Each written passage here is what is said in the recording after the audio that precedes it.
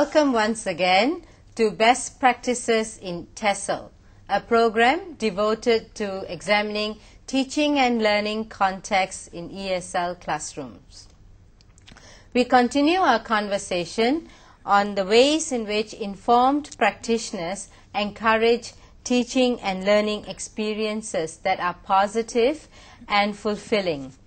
I am Kuldeep Kaur, and a teacher educator from the University of Malaya. I have with me here today Azlina Azmar, who is an experienced practitioner in ESL. Azlina will now briefly describe some of the themes that we will discuss on informed practice. Thank you, Kuldeep. The first theme we will discuss today is effective explanations and directions for task performance. Secondly, we will also look at some ways in which teachers can encourage their students to actively respond to questions that are orally posed in class. In tandem to this, we will see how teachers can encourage variety in students' speech and writing. Another area we wish to explore is the close relationship between authentic tasks and the integration of skills in an ESL lesson. So stay tuned, and together we will visit some ESL classrooms. Thank you, Azlina. We will look at two primary school teachers' classrooms. The first classroom we will visit is Miss Kingsley's from SK LaSalle Klang, and the second one is Miss Bhavani's from SJKT Puchong.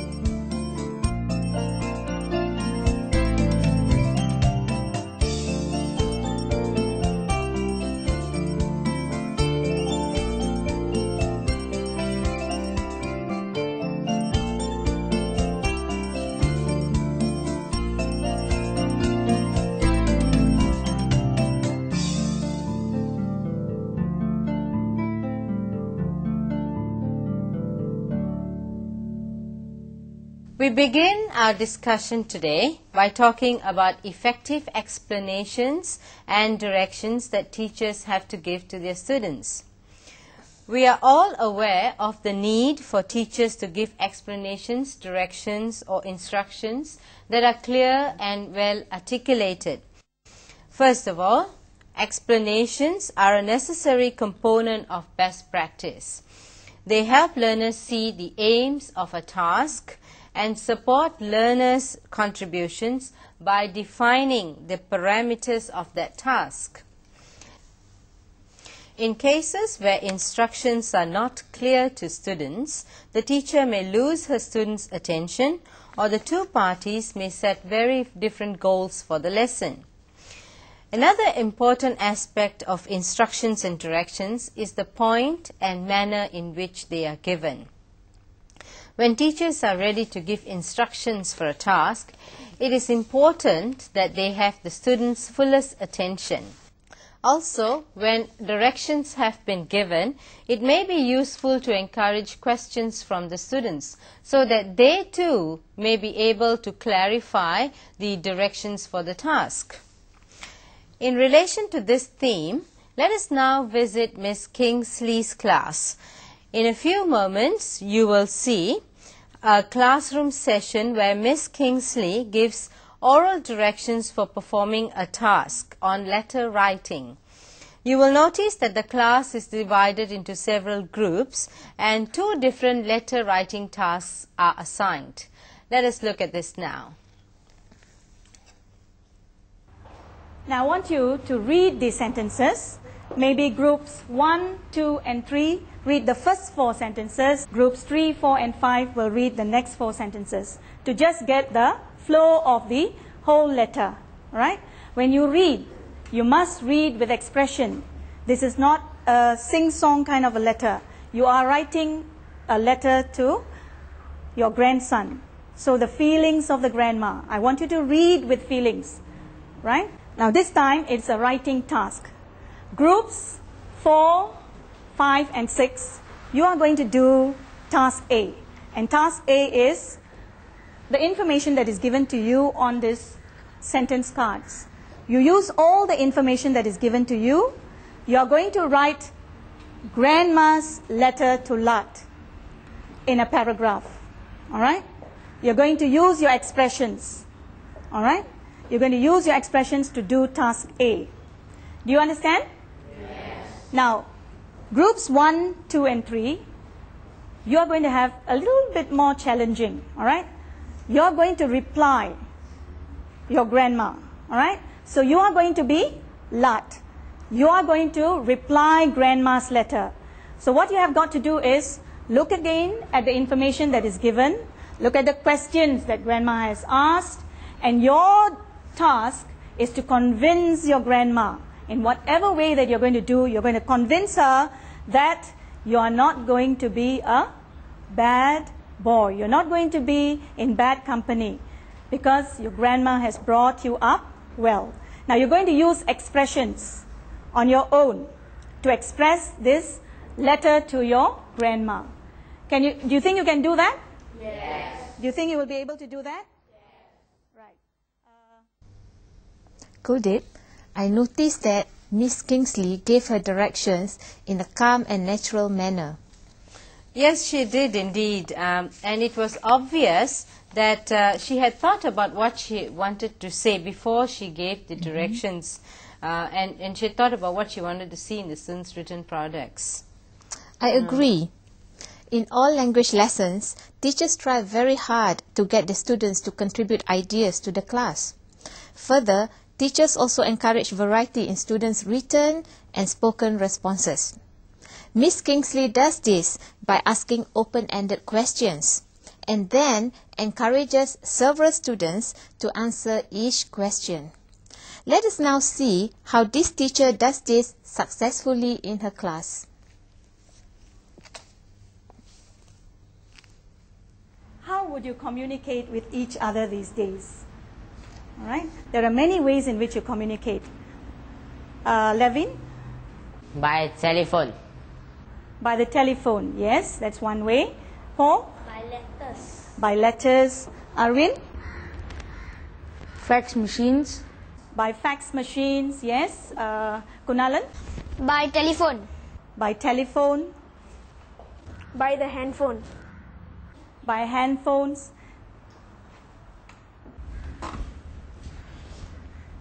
By email. By email. All these ways you can communicate with each other. But today you're going to communicate. Well, that was an excellent example of encouraging variety in students' contributions. One other point that I would like to bring up is the fact that Miss Kingsley gets her students to draw conclusions and then justify their answers orally. Let us see how this is done in her class. Boys, now that you have looked at the cartoon strip carefully, I'm sure you have visualized and drawn your conclusions. Now, can one of you tell me what conclusion you have drawn? Yes, Yang Hong? I think he's doing his homework. You think the boy is doing his homework? Yes, it's one way of looking at that cartoon strip. Yes, Arvin, can you give me your conclusion? I think the boy is writing an essay and his grandmother is helping him to write. Well, Arvin says that he thinks that the boy is writing an essay and his grandmother is helping him. Well, excellent. That's one way too. All right? Let's have one other conclusion. Daya? I think the boy is writing a letter. The boy is writing a letter. Well, the boy is writing a letter. And what is that lady in the cartoon doing? Who is she? How is she related to the boy? Logendra? I think she is his grandmother. I think that she is his grandmother. Now, how do you conclude that she is a grandmother? She looks quite old. That's right, Logendra. That lady is the grandma. All right? So in this cartoon strip, you see the grandma. Okay. She also related the content of the lesson to some social issues the learners deal with in their daily lives. You will notice in the next segment how this objective is achieved.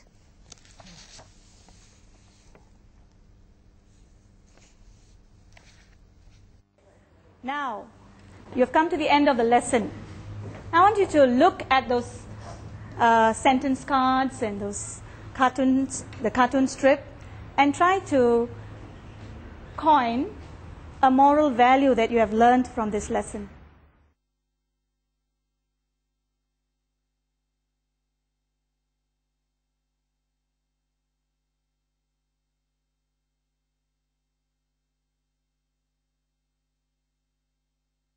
We always end up learning a moral value in English. All right? So I want you to think up a moral value that you have learned from this whole lesson. Kunalan? We must always listen to our elders' advice. We should listen to our elders' advice. Good. Any more? Levin? We should not mix with bad company because it harms our lives. All right. Good. Anyone else? Arvind? I think wherever we go, we have to discipline ourselves. Wherever we go, we must discipline ourselves. One last response. Elston, can you try? We should keep away from bad habits and bad company, as it will only ruin your life.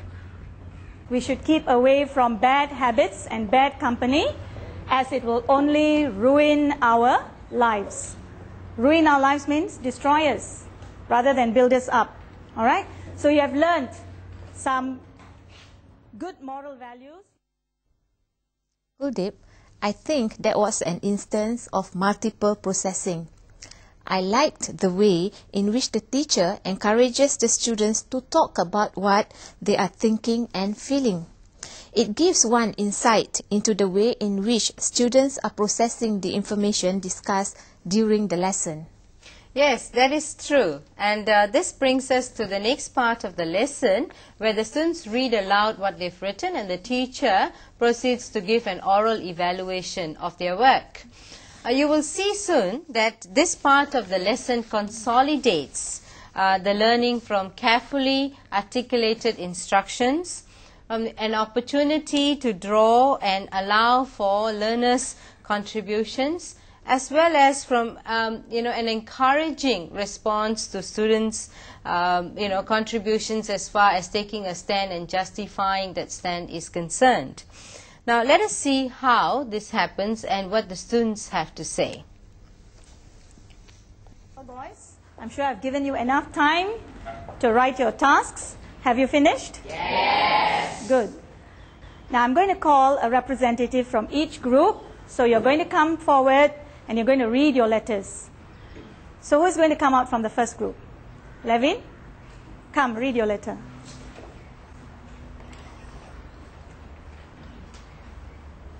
The others pay attention, listen to what he has written. Dear lad, Granny is feeling very well. Hope you are as well as her. Lad, how are you then? Are you eating well? Do you get the food like you get it as well as you get it here in our kampong? I think you'll miss my delicious chicken rendang that you like.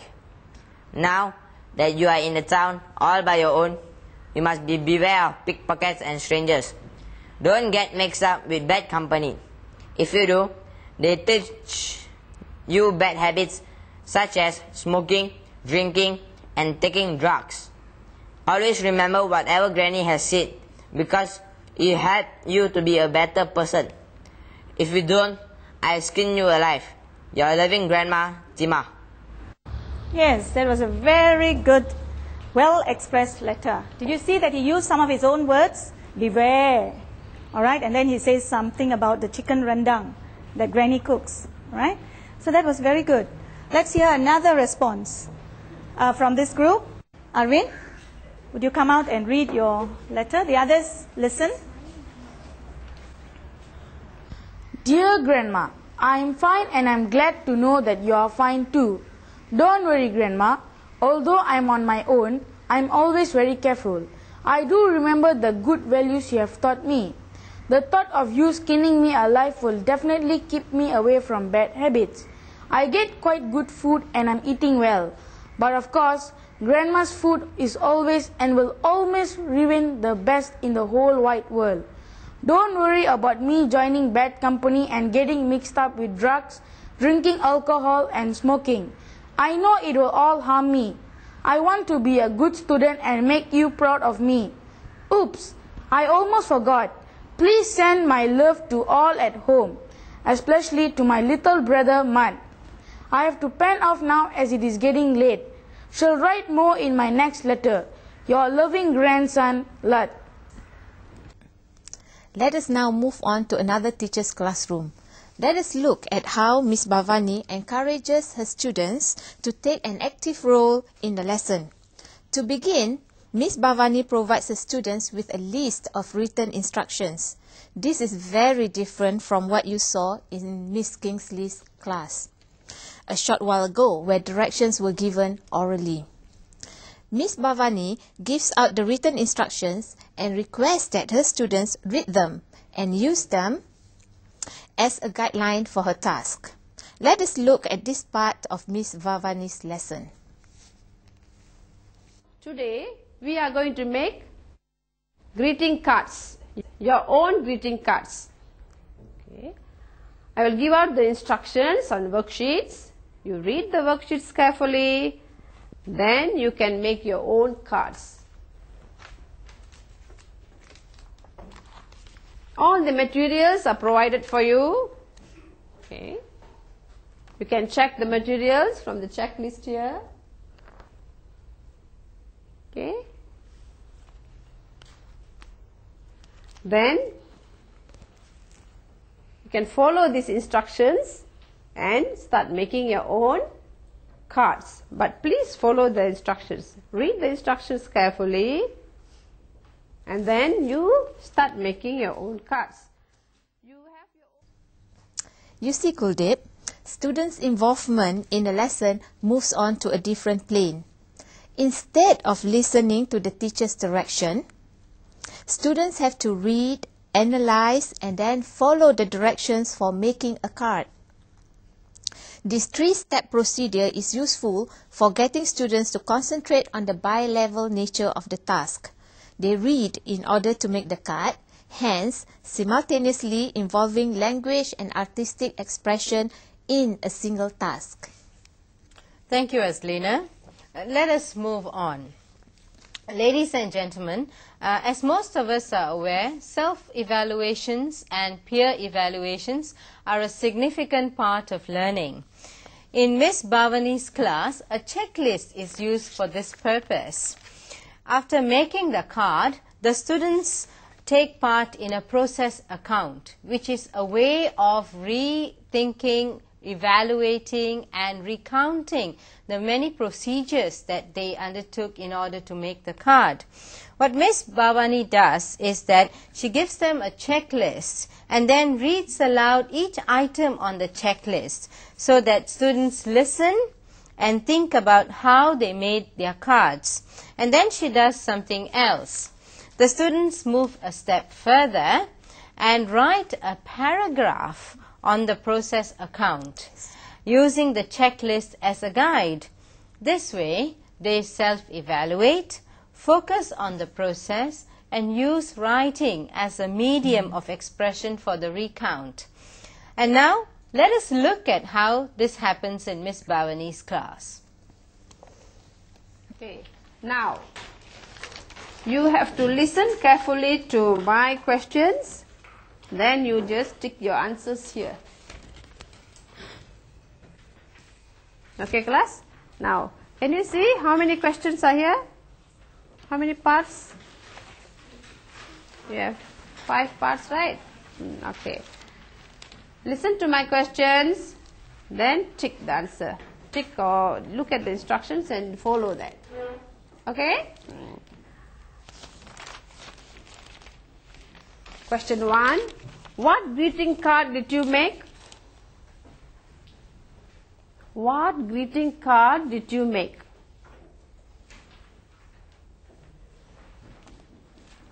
Okay. 2. How many colors did you use? How many colors did you use?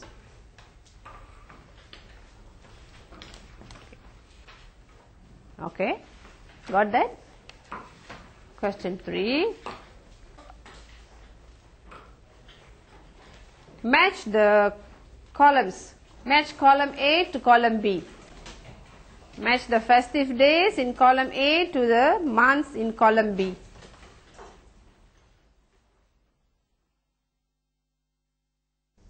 Well, that must have been a good experience for the students. I think that sort of task gives teachers an avenue for thinking about the learning process. In a situation like this, the product does not take precedence over the process.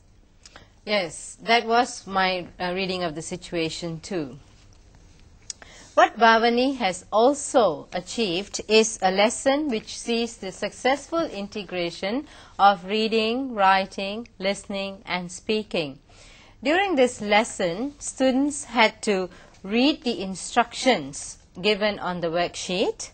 They had to listen during the process account. They wrote out the recount in paragraph form, and they finally read their written protocols aloud. Most importantly, and this I cannot emphasize enough, Miss Bhavani had her students doing authentic tasks. These tasks were well integrated in terms of how they lent support to each other, as well as in the way they involved thinking, listening, reading, writing and speaking. Further, the students evaluated their work, thought about the linguistic expressions to describe their cards, and they drew designs, pictures, and therefore they were able to utilize a multitude of intelligences during this short space.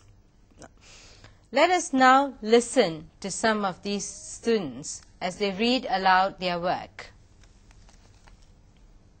Are you ready? Any group? Have you completed? Okay.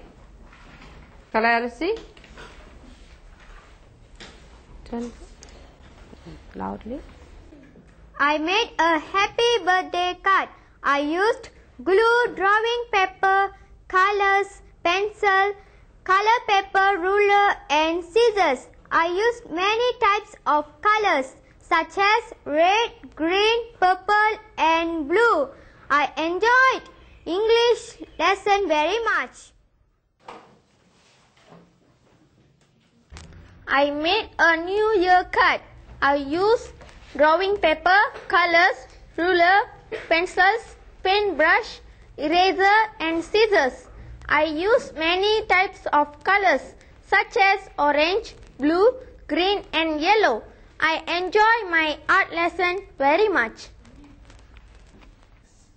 As a final comment, I would like to say that today's discussion focused on a variety of issues linked to the make-up of an informed practitioner.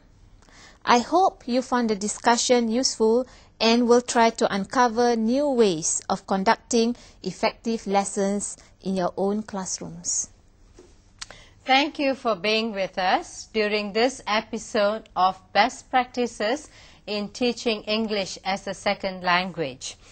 Until we meet again, goodbye and happy learning from your teaching.